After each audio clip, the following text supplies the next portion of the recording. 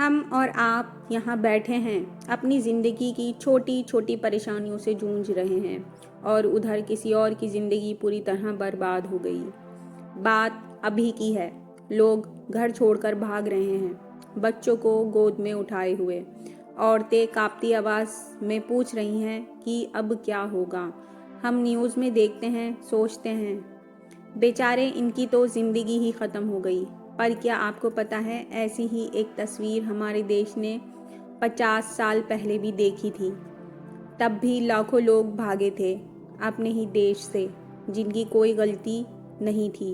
बस वो बोलना चाहते थे, सांस लेना चाहते थे, वोट का मतलब समझते थे, और बदले में उनको मिला था गोलियां, आग, बलात्कार और अंत में सिर्फ एक उम्मीद, भारत। वो लोग कहाँ के थे? बांग्लादेश से, जिसे तब पूर्वी पाकिस्तान कहते थे। उन्होंने चुनाव जीता था, वहाँ की जनता ने अपने नेता को चुना था, लेकिन पाकिस्तान की सरकार को ये मंजूर नहीं था। उन्होंने सेना भेज दी और एक तरह से अपने ही लोगों को नरसंहार करना शुरू कर दिया। अब सोचिए, वो लोग भारत की सरहद पर आए।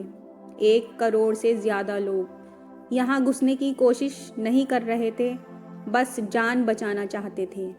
और ये कहानी यहीं से बड़ी हो जाती है, क्योंकि भारत चाहता तो कह देता, हमारे पास संसाधन नहीं है, हमारी अपनी जनता परेशान है, हमें माफ़ करो। लेकिन तब देश की बागडोर इंदिरा गांधी के हाथ में थी। वो चाहती तो लोगों को बॉर्डर से भगा सकती थी, कोई ज़बरदस्ती नहीं थी। लेकिन उन्होंने ऐसा नहीं किया। उन्होंने कहा, ये सिर्फ शरणार्थियों का सवाल नहीं, ये सवाल है इंसानियत का। फिर वो चुप नहीं बैठी। उन्होंने दुनिया भर से बात की, अमेरिका, रूस, संयुक्त राष्ट्र, हर जगह आवाज़ उठाई। पर जब किसी ने ध्यान नहीं दिया तो उन्होंने एक और फैसला किया, युद्ध। जी हाँ, 3 दिसंबर 1971 को पाकिस्तान ने भारत पर हमला किया और इंदिरा गांधी ने तीनों सेनाओं को साफ कह दिया, अब पीछे नहीं हटना। 13 दिन, सिर्फ 13 दिन में भारतीय सेना ने पाकिस्तान को वो सबक सिखाया जिसे वो आज तक नहीं भूल पाया है। 90,000 सैनिकों ने सरेंडर किया। बांग्लादेश एक आज़ाद मुल्क बन गया और वो सारे लोग जो हमारे यहाँ शरण में आए थे, अपने देश वापस लौटे, अपने हक और अपनी इज्जत के साथ। अब सोचिए, अगर उस वक्त इंदिरा गांधी ने ये फैसला ना लिया होता तो क्या बांग्लादेश नाम का कोई देश होता? और हमें भी समझना होगा, भारत कभी सिर्फ सरहदों से नहीं बना, भारत बना है जिगर से, जिम्मेदारी से और इंसानियत से। इसलिए जब कोई पूछे कि हम क्यों नहीं किसी की मदद करते हैं, तो याद रखना, हमने पहले भी किया है और अगर ज़रूरत पड़ी तो फिर करेंगे। और देखिए, उस युद्ध में सिर्फ बंदूकें नहीं चली, राजनीतिक भी चली थी। भारत अकेला पड़ रहा था। अमेरिका, जो खुद को दुनिया का सबसे बड़ा लोकतंत्र कहता है, वो पाकिस्तान के साथ था।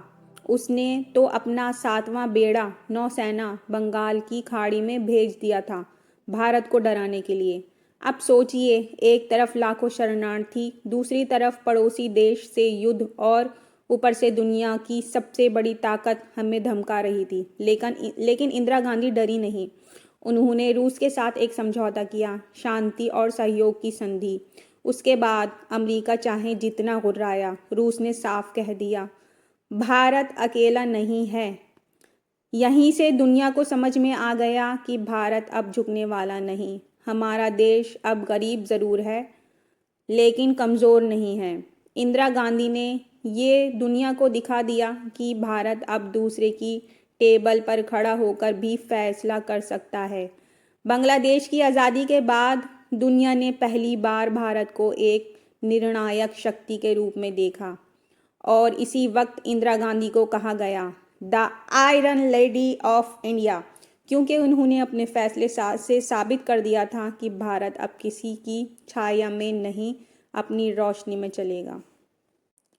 तो सोचिए, एक औरत अकेली चारों तरफ से दबाव था, अंदर से भी बाहर से भी, लेकिन उसने भारत को झुकने नहीं दिया। जहां दुनिया बड़े बड़े देशों की तरफ देखती थी, वहीं एक दिन दुनिया ने भारत की तरफ देखा और कहा, ये देश मजबूत है, ये देश फैसला करना जानता है। इंदिरा गांधी ने हमें सिखाया है कि दबाव में आकर चुप रहना शांति नहीं होती, बल्कि आवाज़ उठाना ही असली नेतृत्व होता है। और यही वजह है कि 1971 के बाद भारत सिर्फ एक देश नहीं रहा, भारत बन गया एक आवाज़। एक ऐसा देश जो जुल्म के खिलाफ खड़ा होता है, जिसकी सरहदें सिर्फ नक्शे में नहीं बल्कि दिलों से में बसी हैं। और आज जब हम इधर उधर देखते हैं, दुनिया की चालों को समझते हैं, तो याद रखिए, हमारे पास मिसाइलें हों या ना हों, हमारे पास करोड़ों की जीडीपी हो या ना हो, हमारे पास एक चीज़ हमेशा रही है, हिम्मत। और वो हमें विरासत में मिली है उन नेताओं से जिनके सामने दुनिया भी रुकी थी। भारत अब भी अकेला खड़ा है और भारत आज भी खड़ा है। फ़र्क बस इतना है, अब हम झुककर नहीं, सीना तान कर बात करते हैं।